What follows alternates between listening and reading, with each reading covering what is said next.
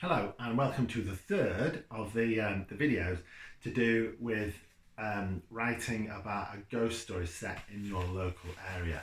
In the first video we planned and researched a story to do around the Cheam War Memorial.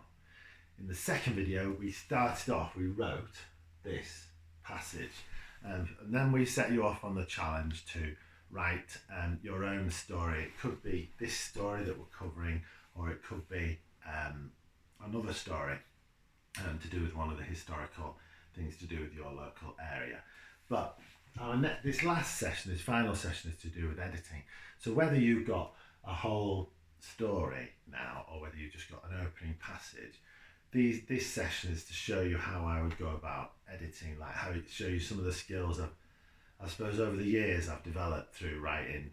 And the reason I'm a writer is because I've made so many mistakes, but I've managed to learn from them. I've made a million mistakes as a writer, and that's kind of why I'm reasonably good at writing, because I've made so many mistakes. And the more you write, the more mistakes you make, as we can see, but the more opportunities you have to get better at it. And it's the same with anything, isn't it? And it's not a matter of I don't know, like being a genius or anything like that. It's mostly a matter of sort of working hard, really, but not too hard, because it can be fun as well. So we're going to edit this.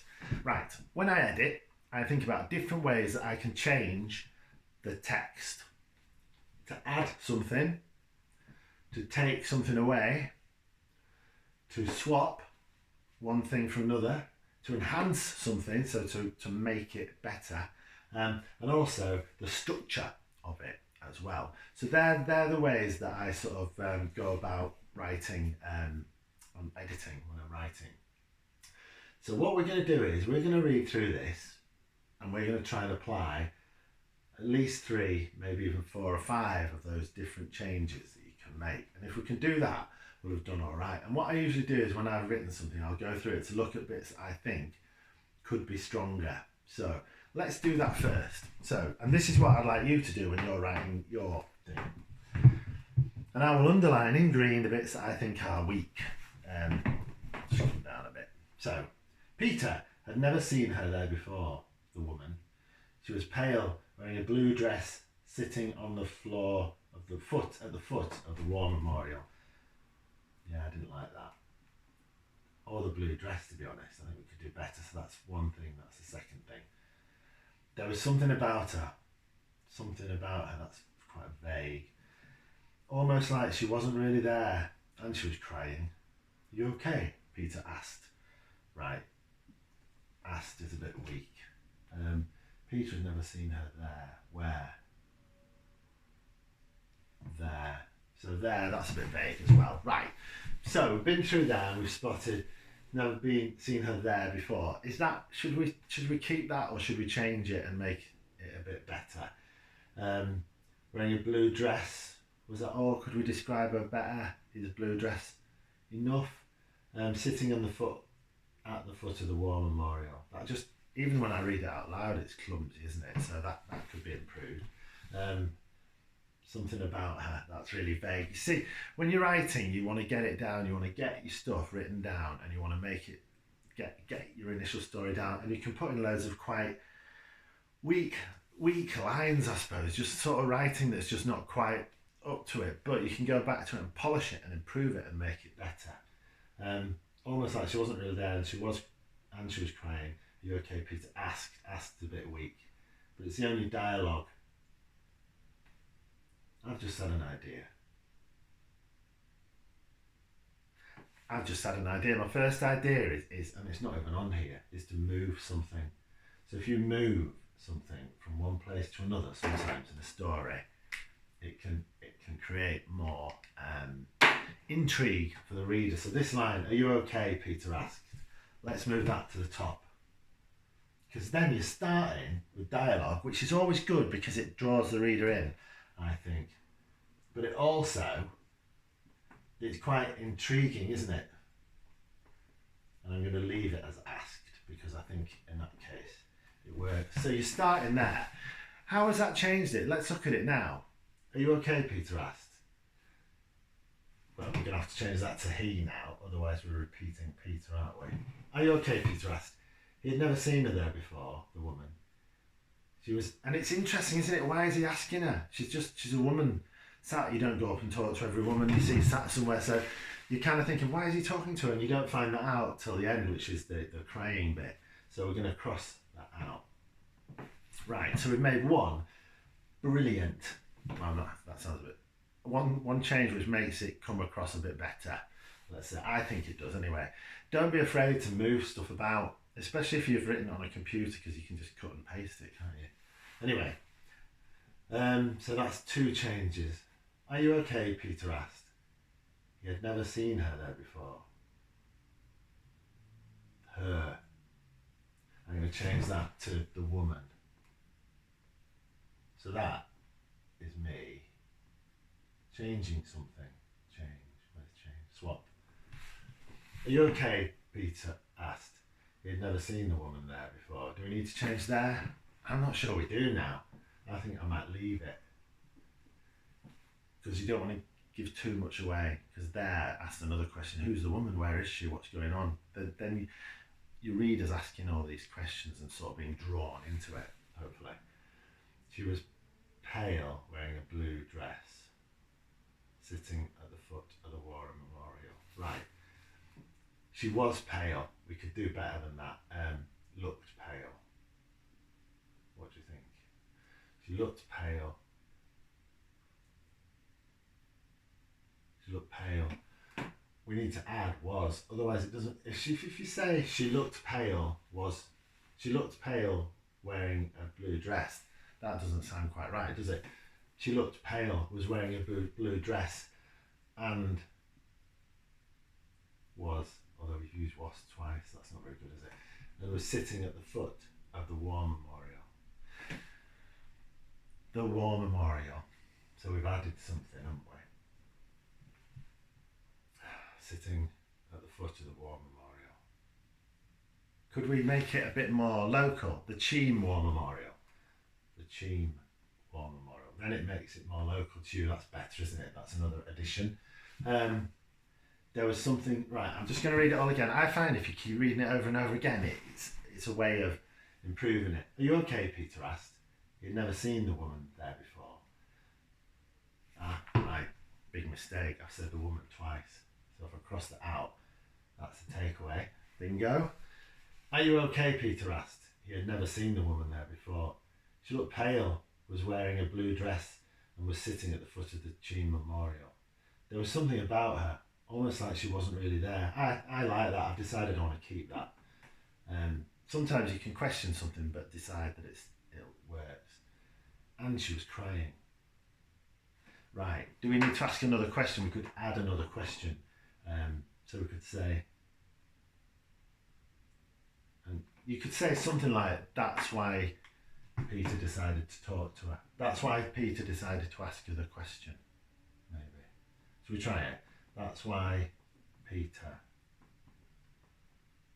approached her, or decided to speak to her. Decided to speak to her, that sounds kinder, doesn't it?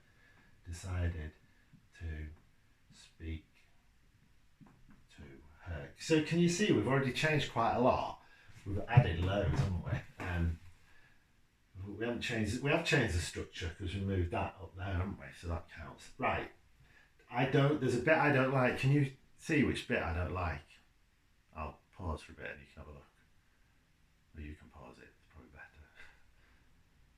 Right, the bit I don't like is this. She looked pale, was wearing a blue dress.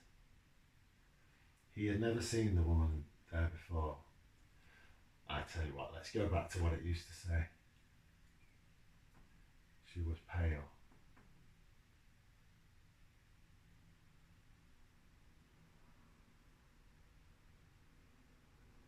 I don't know what to do with that. I might have to rewrite the whole thing. She was pale, wearing a blue dress, and was sitting at... It just doesn't work, does it? I'm gonna, because I want to read it out to you as it was originally. What can I do? I'm gonna, she was pale. I'm going to get rid of she was pale.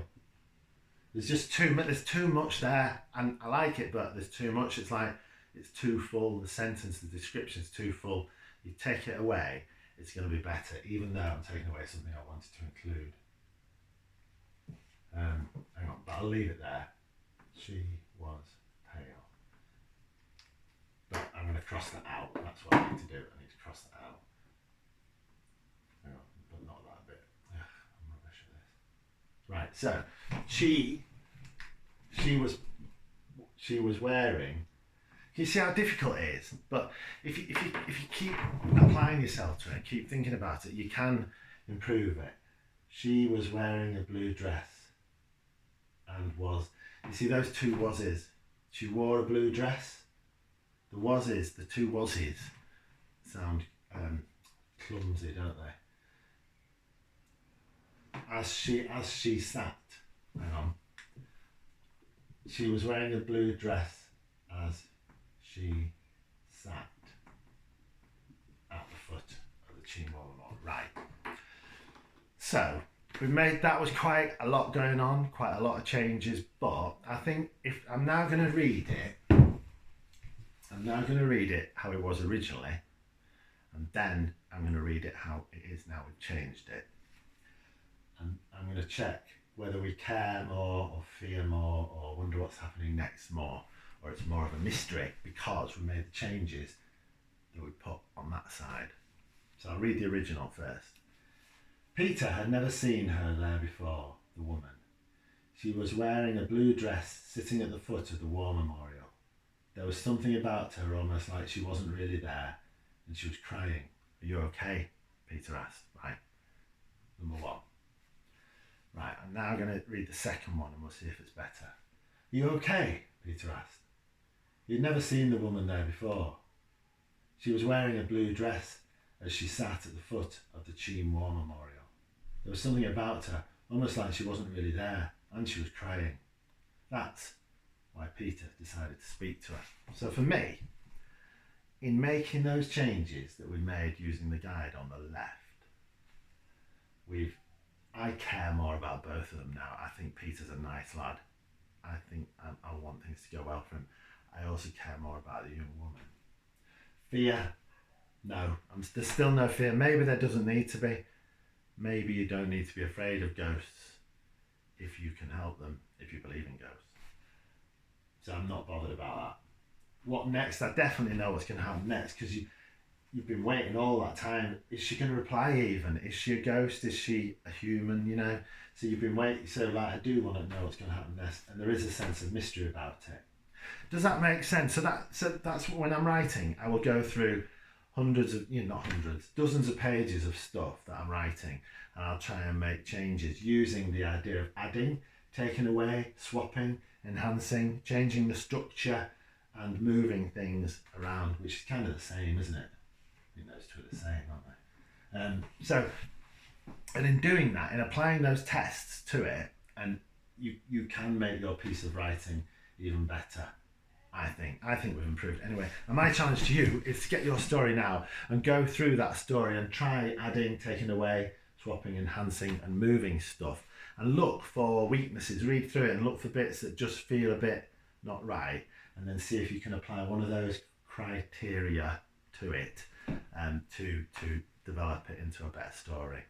Anyway, I'm sure you'll do really well, and I as well as saying I hope you enjoy writing the story, I'd like to pass on my best wishes to you and your families during these unusual times, and hope that you get to have a good summer and that everything's wonderful for you later on in the year. All the best, and thank you for taking part.